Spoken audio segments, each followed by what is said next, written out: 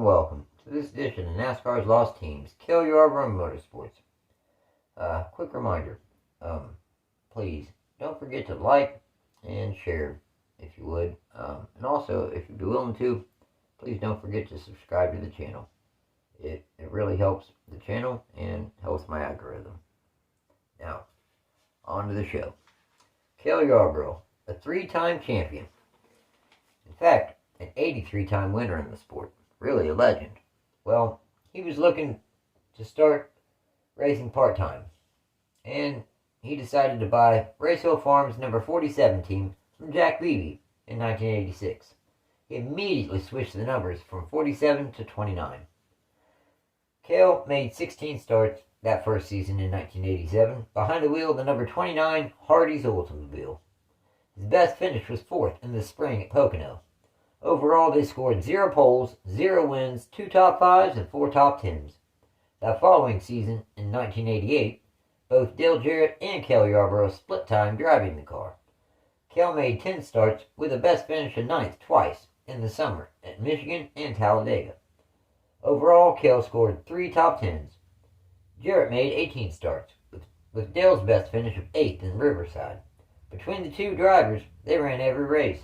The team finished 26th in final owner points. Yarborough went ahead and retired at the end of the 1988 season.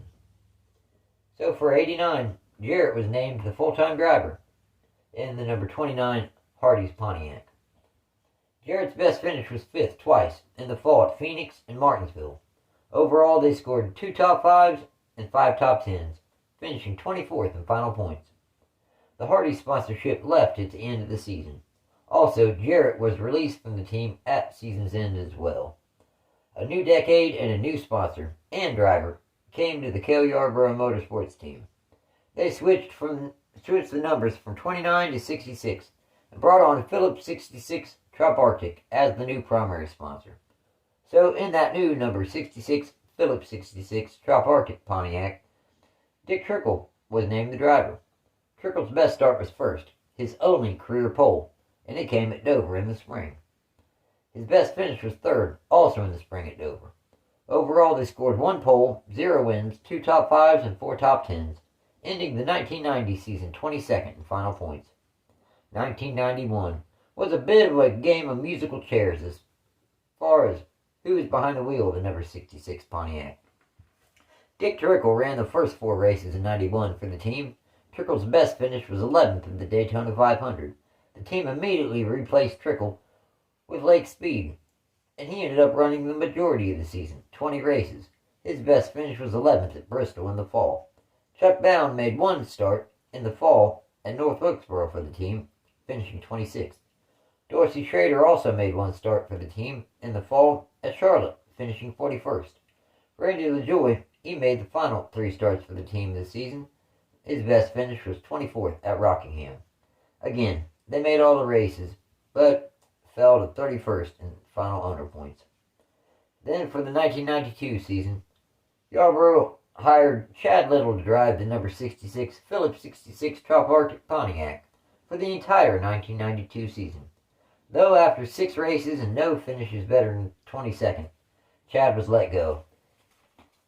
He really, honestly, I don't really blame him.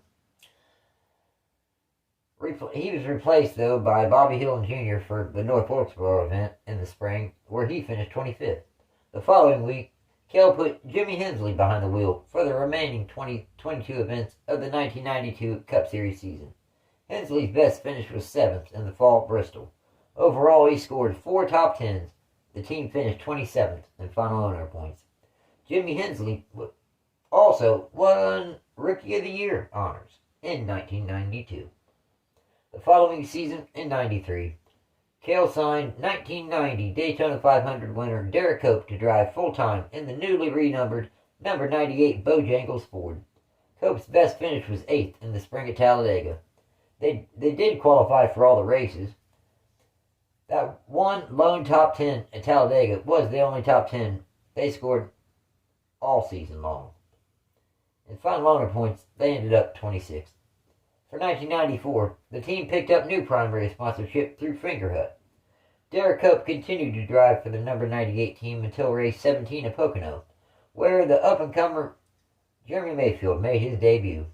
Cope's best finish in those first 17 starts was 18th in the spring at Charlotte. Now, Mayfield made 15 attempts, but only could qualify for 11 of them. His best finish was 19th in the fall at Rockingham. The team finished 30th in owner points. The next season, the team picked up RCA as primary sponsor. Jeremy Mayfield still DNQ'd 4 times. He did attempt every race, though. The lone bright spot for the number 98 team in 95 was an 8th place finish at Pocono in the summer. The team did have 12 top 20 finishes, considering in 94 they could only manage 4. So that's at least a marked improvement. The following season in 1996, Jeremy Mayfield ran the first 22 races of the season behind the wheel of the number 98 RCA Ford. He improved significantly. He scored his first career pole in the summer at Talladega. His best finish was 4th in the spring at Martinsville. Overall, he scored 1 pole, 2 top 5s, and 2 top 10s. Then Mayfield left to drive Michael Krampus in that number 37 Kmart Ford. And Krampus' old driver of the 37, John Andretti, would come drive the number 98 RCA Ford for Yarborough. In Andretti's final 8 starts to finish out 1996, his best finish was 5th in the fall at Martinsville.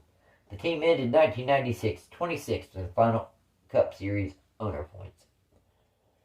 The 1997 season, Cale Yarborough Motorsports' best season, by far.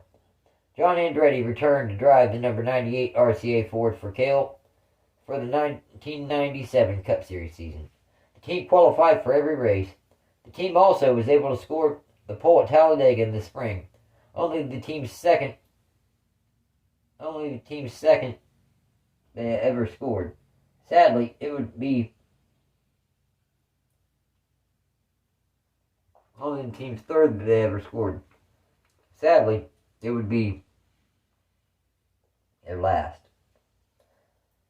Now, leading the most laps in the summer race at Daytona, led the team and Andretti to their first career Cup Series victory.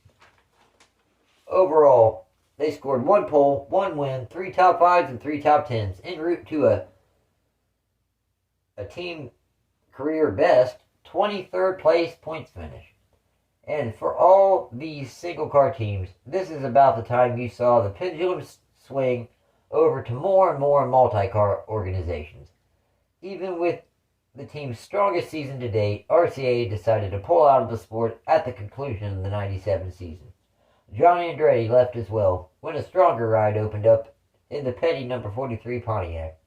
So for the 1998 season, Yarborough was able to sign Thornapple Valley Meats as full-time primary sponsor. Cale signed Greg Sachs to drive full-time in the 98 as well. But Sachs suffered a neck injury in the spring race at Texas, ending his season. Sachs' best finish in his first 7 starts was 25th in the spring in Las Vegas. Rich Bickle took over for Sachs the next week in Martinsville. Unfortunately, Bickle DNQ'd 5 times. In the 21 events he did qualify for, his best finish was 4th in the fall in Martinsville. The only top 5 or top 10 he was able to score in that number 98 the entire season. He did, however, score 7 of his final 9 starts of the season were ended up in the top 20.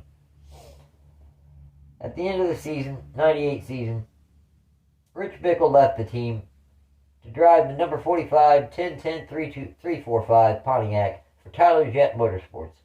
Thornapple Valley left the team as well, citing financial issues within the organization. With no driver, no sponsor, Cale temporarily shut down the number 98 team due to lack of funding. Soon Yarborough reopened his team. He brought in Wayne Burdett, a car dealer, as the team's car owner. He also hired Rick Mast to drive the number 98 for 1999. The team did not have a primary sponsor, but did pick up short-term deals with companies like Sonic Drive-In and Hobest Pipe, among others. Burdett ended up leaving the team, and before long, Yarborough signed Universal Studios / Woody Woodpecker to be the primary sponsor for the rest of the season. Mass's best finish was 9th in the fall at Loudon. Overall, they scored 2 top 10s and didn't have a single DNF all season.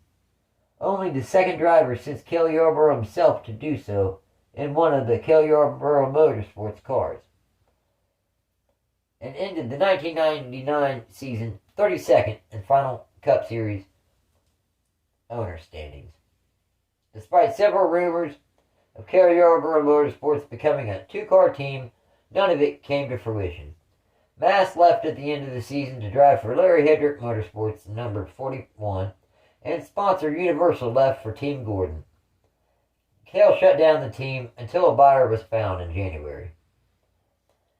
In the summer of 2000, Yarborough sold the team to an Atlanta area developer named Chip McPherson. McPherson's number 98 team made 2 starts in late 2000. They made their debut at Charlotte in the fall with Jeff Fuller behind the wheel, finishing 41st after a blown engine. Then, their second and final race was the Pennzoil 400 at Homestead. Jeffrey Bodine ran the car but DNF'd following an accident. The team was never really heard from again after this point. This has been another edition of NASCAR's Lost Teams. I hope you enjoyed this video.